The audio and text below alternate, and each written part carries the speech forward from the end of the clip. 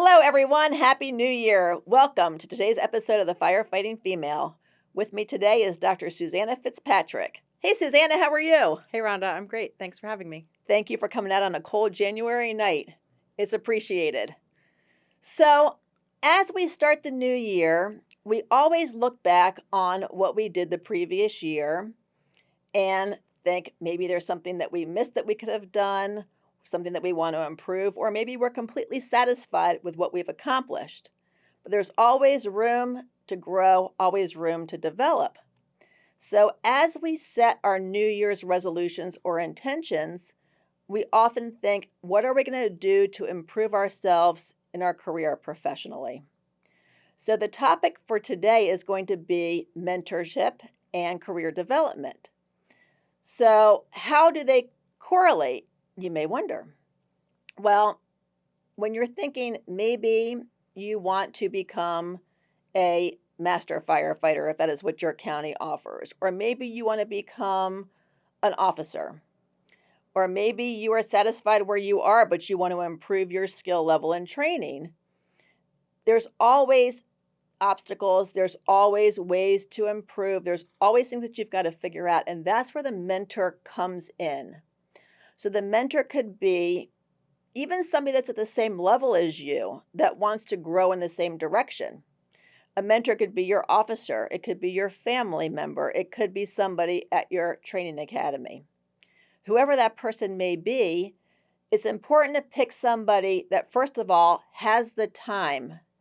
And if you are asked to be a mentor, don't just agree if you don't have time, because it's a big responsibility. You're taking somebody under your wing, basically, and helping them grow. So the first thing is, and there are several steps to career development, but the first thing is to figure out what is your ultimate goal, and then break down that ultimate goal into small steps. For example, you want to become a truck driver. Well, how do you get there? Do you have to have a certain amount of time as a EMT or a firefighter? Every county is different in their rules and regulations. And then maybe find the person at your firehouse that you think is a great driver and ask them, hey, listen, can you show me some tips and tricks of the trade? And that is how you determine who your best mentor will be. Do you agree? I think yes and no. Lots of what you said really spoke to me. I think, finding a mentor is something you should put really important thought to, and not even just having your end goal and sort of your where you want to be in 15 years. But I'm a big believer in putting down on paper where you want to be in a month, in 6 months, in a year, in 5 years. There's a lot of people do like a board in their room, their vision board, to think about where they want to be in the future. And there's a lot to be said of getting your mind into what your goal is going to be. I make myself a list and sort of put my goals on that. Some people do journals, some people keep it in their head, some people write them down in other places, say them out loud, and it just is another step to sort of change your framework and your mind to get to your end goal.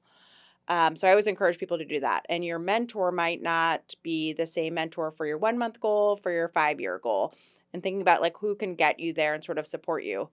I do think that it's sort of important to think about like mentorship versus coaching versus precepting, because all of those have a little bit of a different term, and sort of think about what do I want to get out of the other person to help me be my best self. Do I want somebody to support me on my journey? Do I want somebody who is going to, give me step-by-step instruction on how to get there? Do I want somebody who is going to give me an overarching lens of what my future might look like? All those can be different things. Sometimes, especially when you're new, you want somebody to say to you, you have to do these 10 things in order to be a truck driver, these 10 things to get checked off as a master. And having a checkbox, I think, is really important for many people. But then in terms of sort of supporting you in your long-term journey, you need to move away from the checklist, but more of, here's the things I did in order to get there. Here's how I grew myself professionally in order to get there. Here's mistakes that I made along the way in order to get there.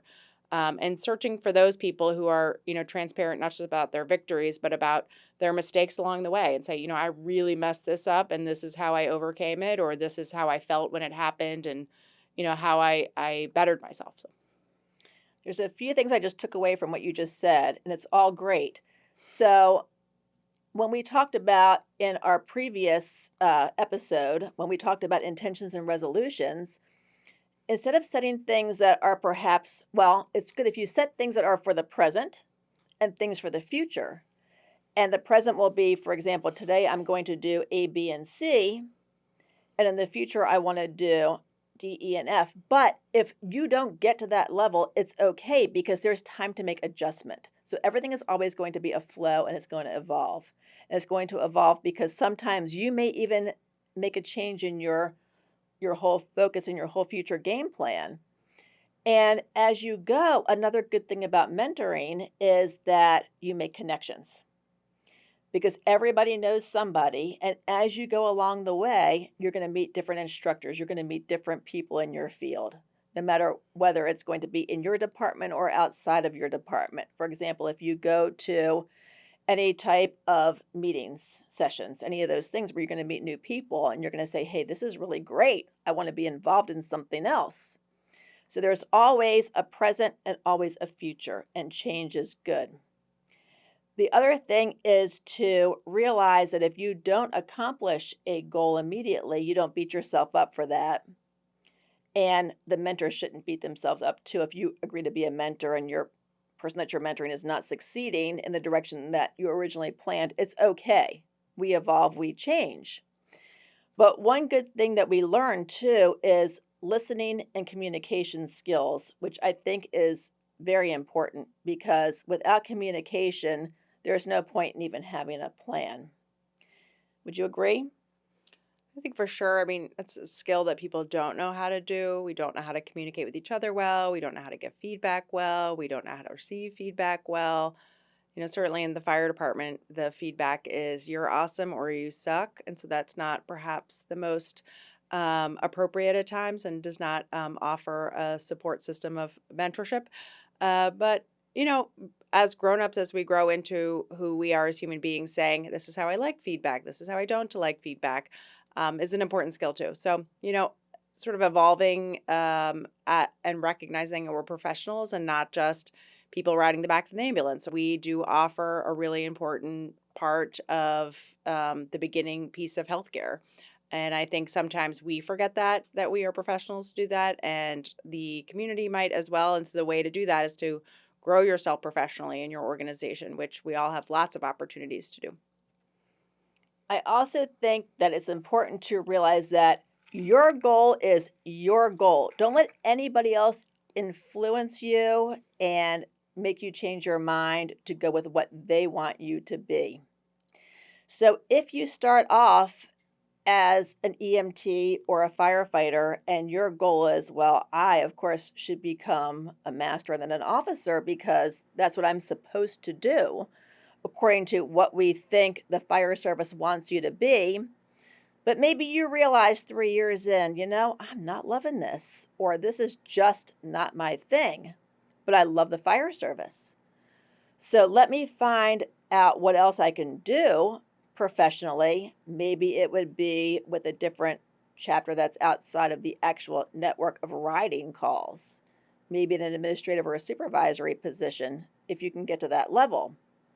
So that's another important thing to remember is that you are an individual. Ultimately, you're the one that has to be happy. So you have to choose your career path and your career development path.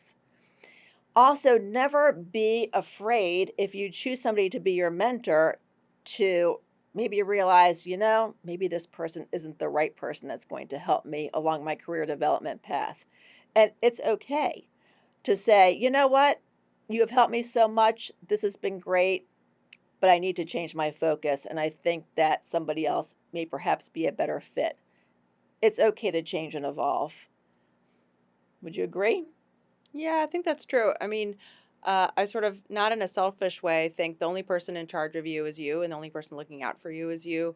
only just if you want to do something, you want to make change, you want to grow in this way, you want to be a master, you want to do that. Nobody's going to sit around and go, hey, do you want to do that? Hey, let me help you.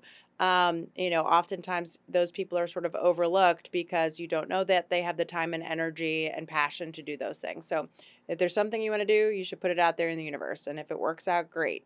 But nobody's going to know you have an interest in those things until you say and you move towards that, next step.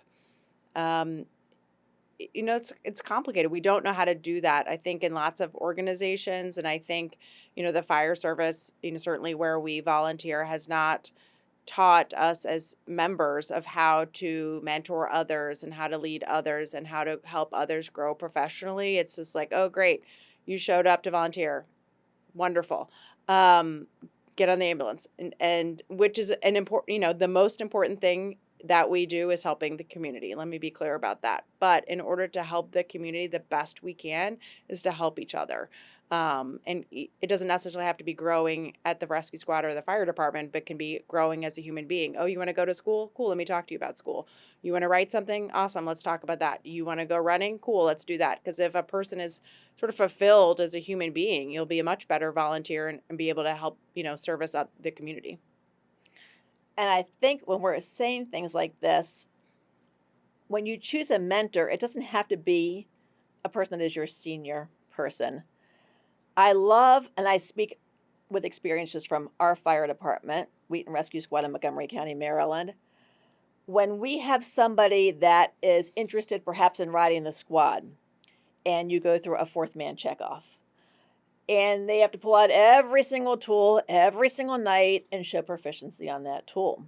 So they conduct the drills.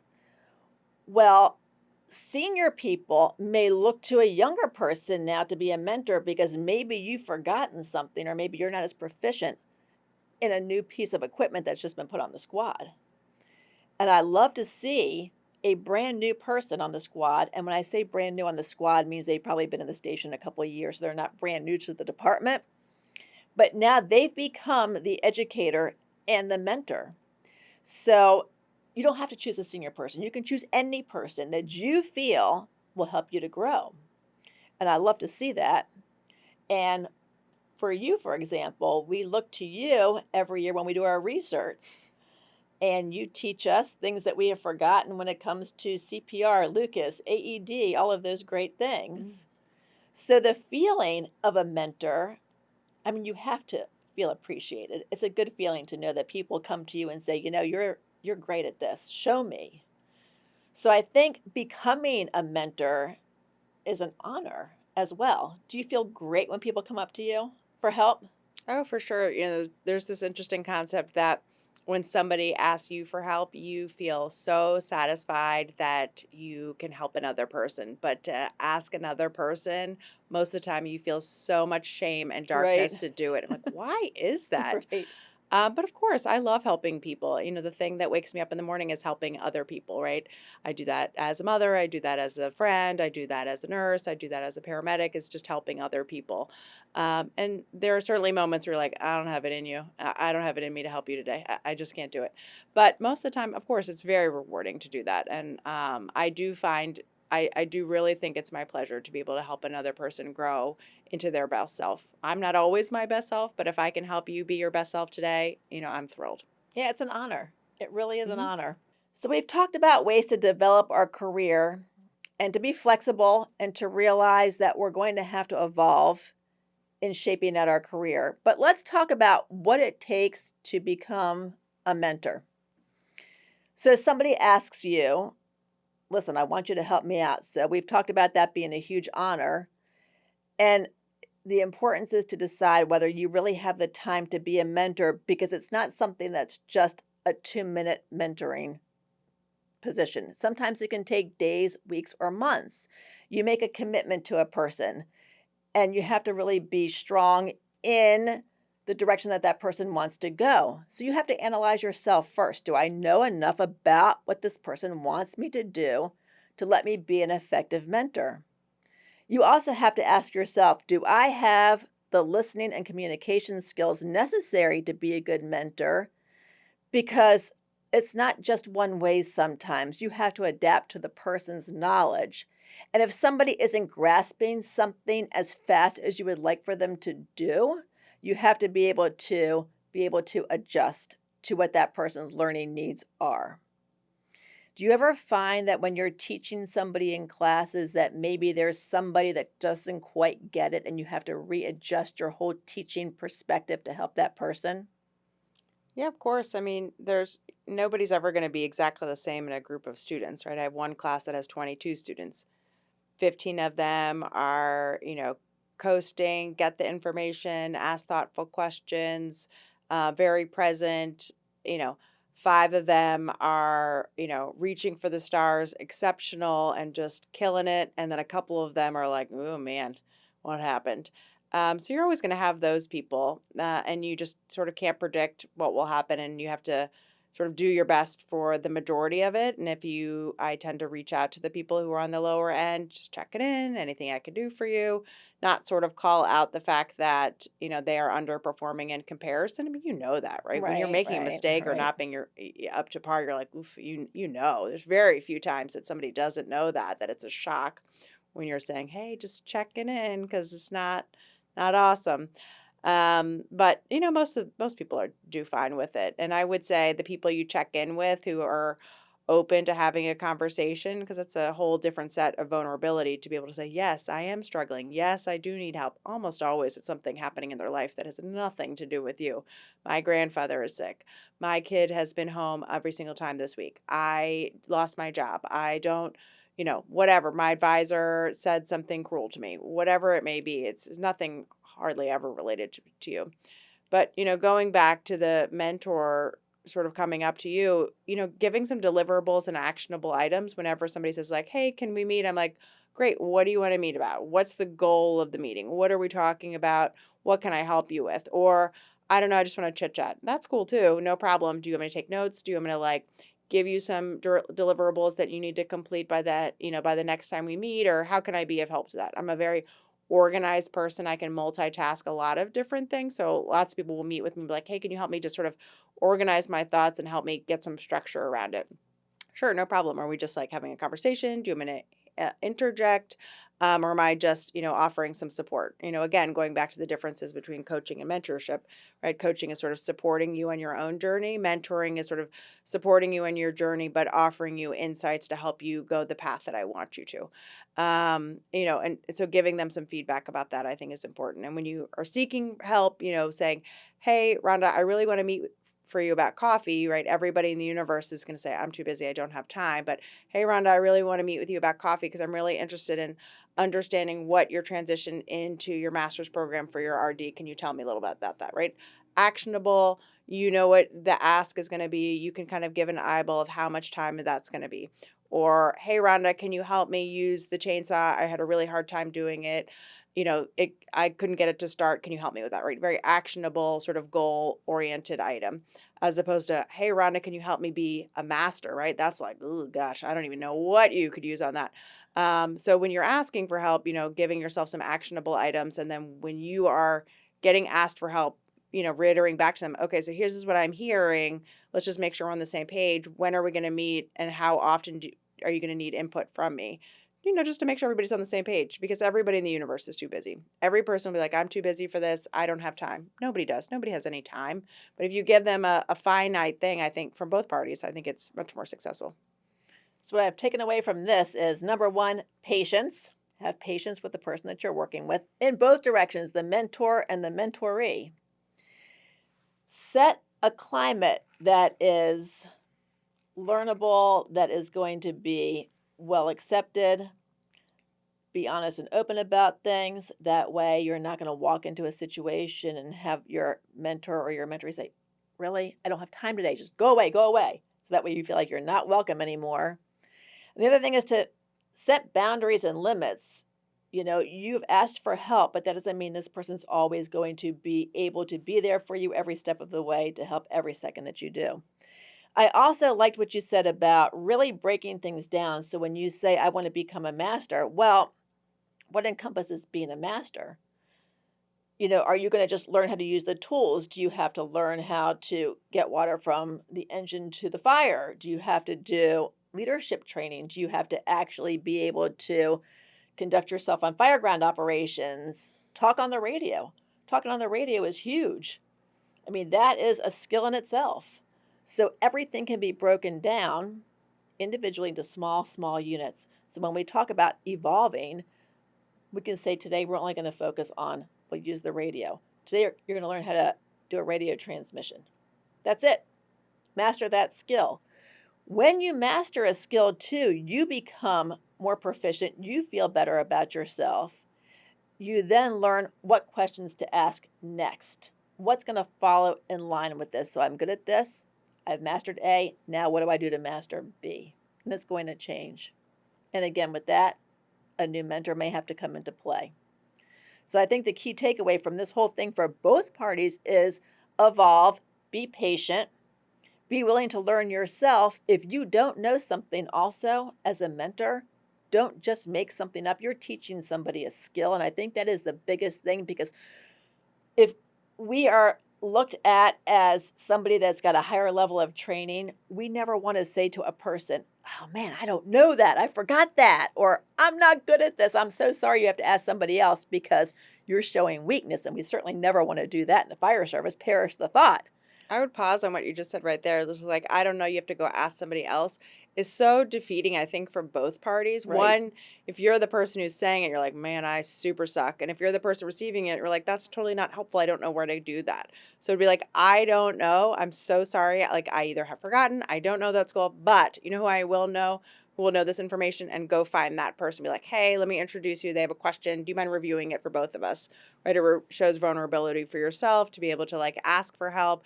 You're really setting the tone for the person younger in time or energy or human being that you're with, to say like, I can ask for help. Can you please show me? See one, do one, as well as of like, okay, now I know the skill. So when you ask me again, I'll have some familiarity with it again and be able to help you. So. Yeah, I will remember when I was off the squad for a couple months and new tools were put on that squad. And here I am, a person that's been a squad driver. I've been at the squad forever. And I should know this piece of apparatus and every tool on it inside and out. And I'm looking at this and I'm like, I got nothing. Yeah. And it was interesting because I remember the person that was what we call at our station a fourth person, meaning they're just training to start riding the squad. I said, what is this thing and how do you use it? And they felt so good about themselves to say, haven't you been here forever? I'm like, yeah, I don't know. I've never seen this thing in my life. And they showed me.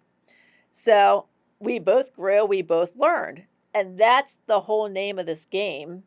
We're here to help each other. We're here to learn. We're here to develop career development. We're here to grow.